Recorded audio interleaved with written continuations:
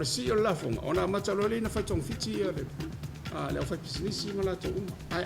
ta tala la no ina i to tele le fa nga luenga o la to la telefo le tu pe la ko mange le nga lu to normal lo le mal mo vo in na tu ele o yese la fonga mai le i da mata e o le suli mafi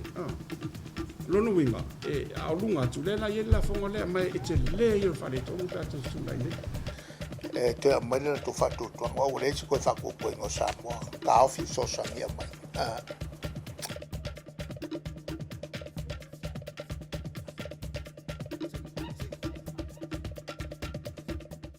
e sili atu ona fai fanga fa vai ina ia to tele la fai la fonga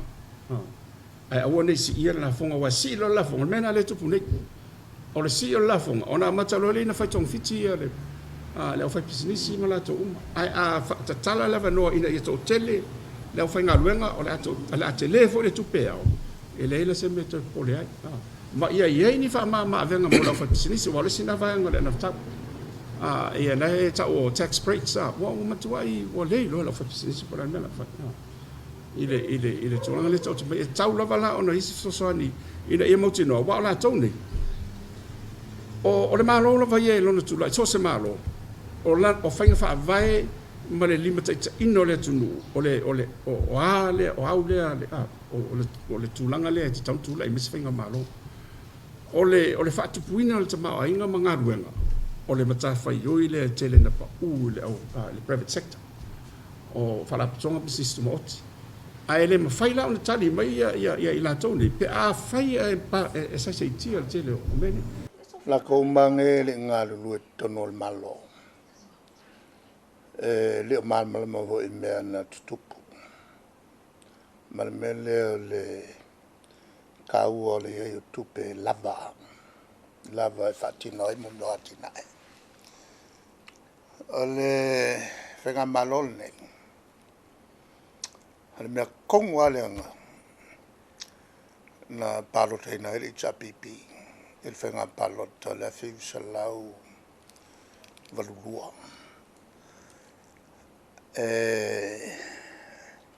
al fale kongo me ka kupe al malo mai na matuali ali le tulanga na ena o savali te le au fengaluanga pisa a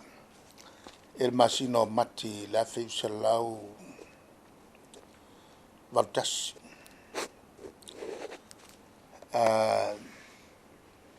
ena o mala total sanga le tali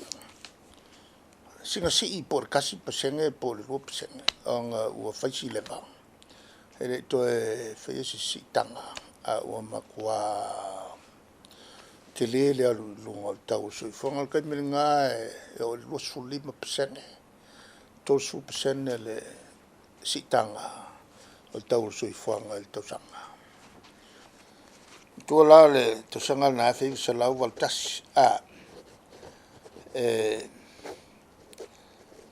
Corsuiva to sang Tautua ele lo malo por la PFN fa le lava le chokupe ele tulanga vo ele tonga tu pel malo e fanga yo yai le te mawainga male lua o le fo chokupe tonga tu pe mol okainga mengolo Mantuala kupe o kamai olo tupe mo mai e tato olo e fafo ma tata si mai mo mai me kele nga e ruanga nga makua fiail tato tino la vola na kaulem faenga o kamai olo e manga nga ia e fale olo el temilna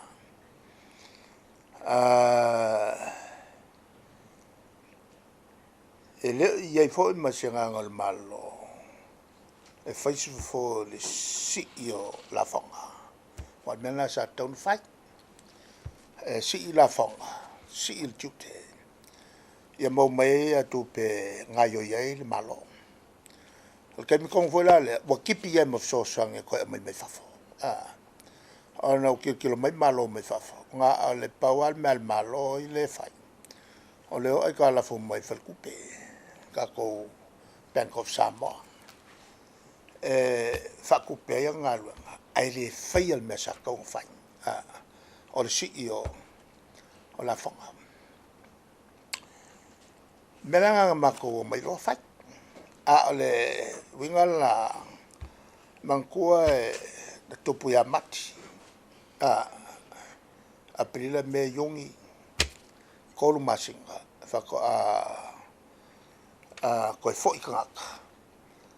enga o fatu se komisi su kilo po la fa pefea nga fai le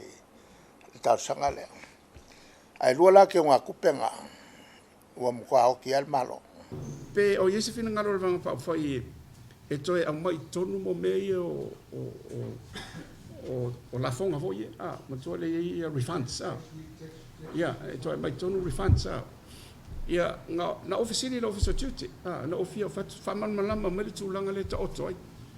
o le tali na mai o le temini e le o yesi la fonga mai le ile amata e o le suli mafe lono winga e a lunga tu le la yela fonga le mai e te le yo fa le tonu pa tu lai ne o le fufuanga la le wa va ile pa fai e CDA le to tu nai ia practice le ia tu mai lunga ia o le lusu lua fe le se la fonga ona motino la ile o te le tupe le ala e fioro mai lunga wa tupe o mane e hao mo GST la tala o le moni ale fa yet o le tele la vo le tupe ia tatu o le tele vo le lo tatu fata o le tele vo le na o la fonga GST au o le GST vo la ia fata tanronga pe ono si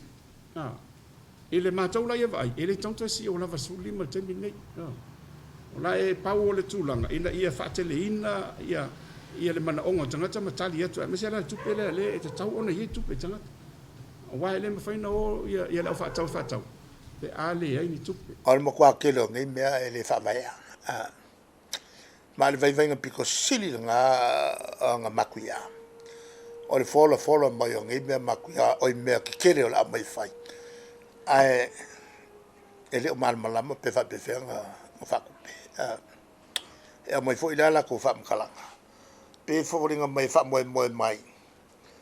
e me o lo fai el malo ngai fa kupe a le la waka wako ala o nga whakokoinga al marongi. Langa lai vai mai e whafo. Le whai e leo alo hoi pia o al kaimi fuafua la whonga. Pawale mea o leo nga kasia kako. E meo la whonga o tangata uma. O nga kasia kako makula whonga fo i o mea kau la whonga. I la whai sia kongu. E kongi la whonga e la kou. O lai laval ka mauainga kele la ko kupela mo ka ngaka ia e maulalo le ka mauainga ia e kiki a po mkwale ia se la fonga ko nga luenga ngai fai malo o nga luenga le o nga luenga le mo le lo kele o ngaka o le ngaka la e le fia kongi la fonga ele o kongo fa pe mo me la fonga nga luenga le la fa finka kele la nga ku se me finka kele lo ngofo ma fol mai le la fa ele so sao i nga luenga lo fa e fa el malo le li fa le nga luenga of ia il confiking o kaka ma o le fa nga nga fa ale kulanga langa le la o porkiki le o lauria porkiki vo le ia mo wai palo aya kangia inga le vai ke le o la ko fofo o le merenge o le e fika ka ia malo e ke le faia ngi me mo wai yo vinga ke faia mea e manguia le lo kilo le ko ilunga ai al wakulo e fola me fa marie ia kaka o ia i lo ai e ko inga o le kungu ngai o le kwa fa matua porkiki ele